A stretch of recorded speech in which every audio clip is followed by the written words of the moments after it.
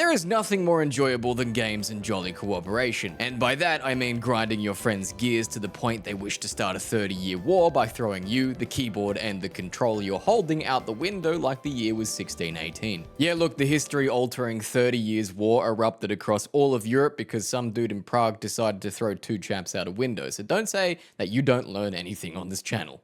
Alright, co-op recommendations. Rather than risking repeat entries, let's have a look at more recent games that I've loved because despite it being a bit of a slower year, the engine is still churning out some good titles. But first, we have a perfectly on-themed sponsor for today's video that you and your friends can jump right into. And that is New World Aternum. This high-octane MMO action RPG will see you shipwrecked on the supernatural sandy shores of Aternum, a bewildering island where death's grip is, it's actually pretty loose and not very inevitable. Thus, you'll be free to carve your destiny on the undying Isle of Legends with your choice of weaponry, firearms and magics, tackle raids, dungeons, intense player versus player content and arduous trials, or just kick back, buy a house, go fishing, yap with the friends, and explore as you become a master craftsman. This world has a ton to offer across its immersive zones and will see players on PC and console come together with full crossplay to progress and shape its world. And if you go it alone, don't fret. It even has a campaign that you can tackle entirely solo if you roll like that. New World Aternum will tick all your boxes if you're looking for an online action RPG to sink your teeth into on PS5, Xbox, or the PC. I know I will be personally seeing you on Aternum if you decide to take the plunge, and of course, thank you to Amazon Game Studios for sponsoring this video. Now,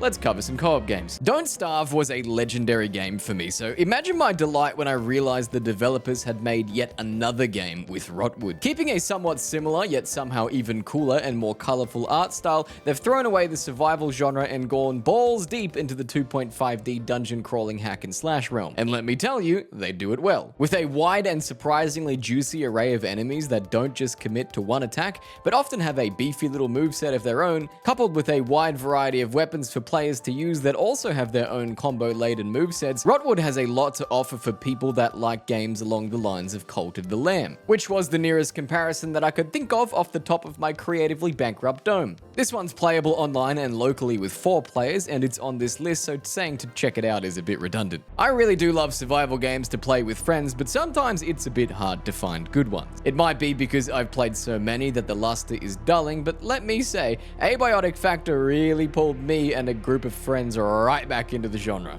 It's got that Half-Life SCP flavor to it, so if you love either of those, when I say that you're stuck in a huge underground science facility that's undergoing critical containment system failures, you will feel right at home. The game asks much the same of you as any other survival crafting game. However, in this game, you're stuck in what is essentially a mix between a military bunker and an everyday 9-to-5 office, which you'll have to use, scavenge, and transform into defensible safe places throughout the underground because there is a lot to deal with down there. I won't say too much to save you from spoilers, but there are many factions at work, some of which are a bit more gunslinging and others are a bit more hungry. This game does not feature the typical genre-dulling procedurally generated maps. Nope. The whole game is crafted with a storyline to follow through it, which is exactly why it remained entertaining despite being an early access game. It still feels like it's got a lot of juice. Don't bother counting the OH&S violations in this workplace, instead focus on counting how many war crimes they've committed. Remnant 2. Yes, this one released in 2023, but there is a reason it's on this list. And that is because of its follow-up DLC and furthermore its third and final DLC which has just released. This one completes the trilogy and the game. If you somehow haven't managed to play this bullet-filled Souls-like, both the first and second games are playable in full co-op campaigns in squads of 3. And when the first game released, it snagged quite a cult following, myself included. The second game somehow blew it completely out of the water and I loved every bit of it, this one being my favorite co-op game of 2023. The gameplay features tight, difficult combat set across sprawling, ever-changing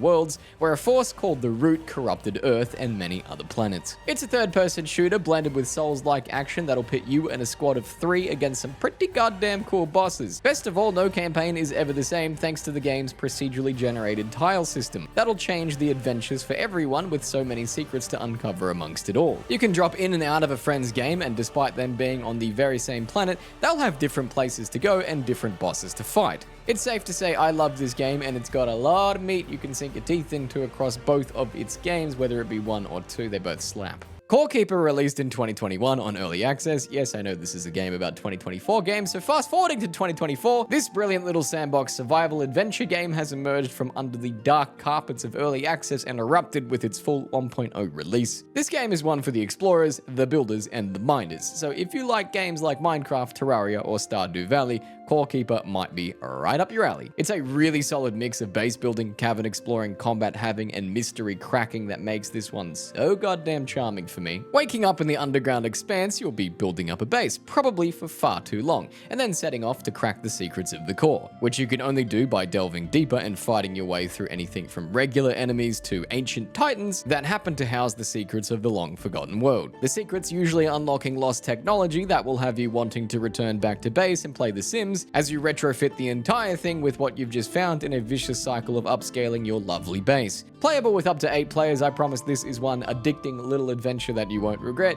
The easiest way to sell you Ravenswatch is basically saying it's like MOBA characters meets Hades but in co-op, and it's traded the Greek mythos for grim, dark folk tales from across all ages and cultures. And I mean across all ages and cultures. You've got anything from the North mythos to Aladdin to Geppetto the Puppet Master, and these chaps can all slay in their twisted folk forms. Not like Yas Queen slay, I mean like rip and tear Doomguy slay. I really love the thought that they've put into all the characters. Take Scarlet, who's modeled on Little Red Riding Hood for instance. By day, she's a hooded, dagger-wielding, nimble, roguelike cutthroat, but by night, she reveals her lycanthropy, transforming into a werewolf with a whole new set of abilities, which is a bit of a twist on the tale where Red is the wolf and either ate grandma or got turned into a werewolf, but hey, cool character. The setting is within the world of dreams that has been invaded by nightmare hordes, which is your reason for being called to the realm to take up arms. The full 1.0 update just hit, and there are a lot of compliments to give it in all departments because it just hits. The gameplay is fun, it looks great, and the flavor is there, so if you and the gang like roguelites, this one is a great pickup. I use the term sinking your teeth into games a little bit too often, but it's more than fitting in this case because this is the create your own Castlevania vampire survival game V Rising. This is yet another game that completely revived my love for survival games. It'll see you awakening as a malnourished bloodsucker with a vitamin D allergy in a land full of other player-controlled vampiric warlords, monsters, and God's holy soldiers that don't take too kindly to your lot. You'll take to the night hunting down human foes to bolster your power, create castles in your image, and slowly progress through a series of increasingly powerful bosses that are scattered around the map, which is pretty stock standard, but where the game kills it is its quality. Controlling your vampire in combat, which is mostly decided by the choice of weapons you use, feels great. The bosses you fight put up increasingly good challenges, and the uneasy aura of never being safe created by other players or just the sun rising is brilliant. And that's not even to mention how goddamn cool the castles that you can build in this game are. And if you're allergic to social interaction, you can even play this game entirely in PvE and not have to worry about all the other vampires trying to eat you. I keep saying that I've got sick of survival games, but maybe that's a lie, seeing that this is the 4th one on the list now, if I can count, which I don't promise. Enshrouded is yet another banger that dropped earlier in the year, and yet another survival game that realized open world randomly generated maps kinda suck. So they decided to craft it all. In this, you awaken as a Flameborn in a world that has its valleys and kingdoms corrupted by an all-consuming fog that has obscured half of the map and hides dangerous zones and enemies within. Thus, the game breaks down into the regular survival tropes, building a base, gathering supplies, etc. But it also has this sick progression feeling of venturing and overcoming fog-swamped areas that slowly corrupt you if you spend too long in them. The sense of exploration that the fog gives you every time makes the risk of going inside them oh so worth it, especially when you consider that you're doing it out of your own free will and not because you're actually obliged to through the game's questline. Which in itself is pretty good, and combining that with a fun exploration of the world, real fun building mechanics, and pretty solid combat, Enshrouded in its early access state is a real good time with up to 16 players. If you fell into that addictive Valheim plague back when it was released, this game reminds me a lot of that one. Nothing like committing a bit of sacrilege and blasphemy against God, or in this case 3 to 4 gods, and call to the lamb. Now hold the phone, this adventure was a single player game, PHIZZI, what are you smoking? And yeah, it was recently until the developers decided, hey, why not add an extra lamb so you can play this game with your significant other and then marry another cult member right in front of them, only for said cult member to end up as another gravestone the moment you avert your gaze. Call to the Lamb is a blast. a community building, cult creating, dungeon crawling hack and slasher that has just as much enjoyment to offer as your followers do feces, that they will litter around your camp and force you to clean up because you're not really an almighty cult overlord, you're actually a goddamn daycare host for a bunch of buffoons. This game was a smash hit when it released, doing everything near perfect whilst hitting you with that one song that will be stuck in your head forevermore. This game really goes to show that you can build up thriving communities that are self-sufficient, full of love and everything a human needs. It's too bad you're probably a psycho and none of these poor bastards are gonna live, because you're a cult and not a commune. Changing pace from a lamb that's trying to be scary to probably being scared and getting slaughtered like lambs on the Outlast Trials. This is another game that came out in early access in the previous year but has now hit its full stride and likewise its full release. If you know anything about the Outlast series, you'd know that it is a complete circus of gore galore that'll often throw you in situations not for the faint of heart. Seriously, this is a murderous game of hide and seek with absolute lunatics that has the highest of stakes. Those stakes being you shitting yourself on live chat with your friends and never living it down. This game does not shy away from terror and gore as a shadowy organization known as the Murkoff Corporation runs you through a series of horrifying trials with the objective being to have humanity ascend to a higher being. I am not exactly sure how scaring you into lifelong therapy is going to help with that ascension, but look, it's just another day, so shut up, break into that church and saw that dude in half on the altar under the full view of God, you heathen. Cat Quest 3 is a game about being cats that also happen to be pirates going on a quest.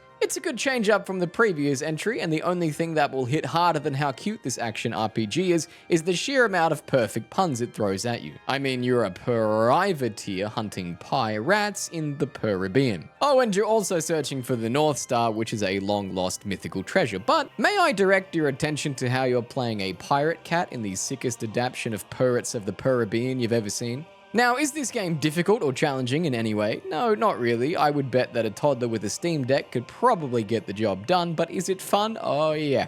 Yes, it is. Whilst it adds nothing particularly new to the genre, sailing around the Caribbean and slapping down pirates for 10 or so hours is a very enjoyable experience. And need I remind you one time, you're a cat who is a pirate and cats rule the internet, so this is a winning formula. Wizard with a gun nails the name to what is happening in the game ratio right on the forehead. You play as a wizard who's thrown away Harry's wand and instead has crammed their magic down the barrel of an illustrious firearm that's ready to unleash upon their foe. It's a good thing you're packing heat because you've crash landed on a plane called the Shatter, which is filled with demons whose grand plan is to stop time. Which is a noble goal that you don't quite agree with, and the only diplomacy you can have with demons is by the bullet. I mean magic in this case. Oh yeah, this is another survival game that's made the list. Maybe I do like survival games, okay? The gameplay loop will see you building up your wizard tower, venturing out on expeditions and claiming gears for the wheel to roll back time, venture into new zones with new bosses, and ultimately stop the time-hating demons. I mean, does anyone really like time? I say let him at Kronos, man. This game unfortunately does not support local co-op, but you can jam it with 4 online and it's a pretty solid experience all around. Woo, that's it for all the co-op games I've played this year. Now, if you'll have noticed, I haven't praised the God Emperor of Humankind yet. That's because